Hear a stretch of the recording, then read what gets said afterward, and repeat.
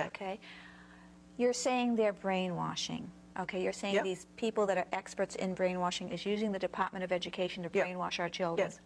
What are they after? Why are they doing it? Well, if you want to move a country from a free individualistic economy, Which we have. yes, or had, okay. to a planned economy, you have to do it through the schools. You have to dumb down and brainwash, change the attitudes and values. You have to completely, social engineering has to go on constantly, and many teachers know what I'm talking about. And people are going to say, well, when did this start? And who on earth ever did this? Why would a plan like that be allowed to be carried out? That's right. Well, then you have to go back to 1934, which I will do, and we have to go to the three-pronged fork, okay?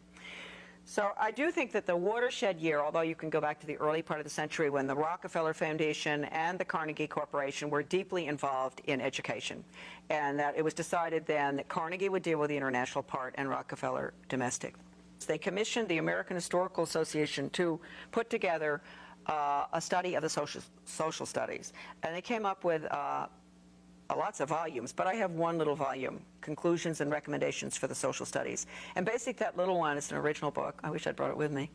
Too bad. But I don't even dare let it out of the house. It's so important. It called for changing the United States through the schools from a free individualistic economy to a socialist, collectivized, planned economy in the New World Order. It says that in the book? Yes.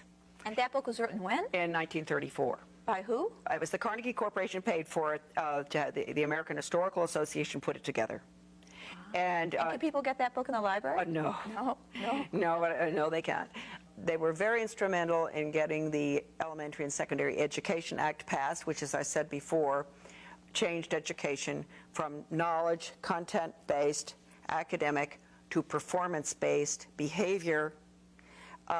And from that time on, because that was necessary for what we're looking at now with school to work agenda is the planned economy is performance-based. So they're training workers. They're training not little thinkers, worker not bees. leaders. Exactly.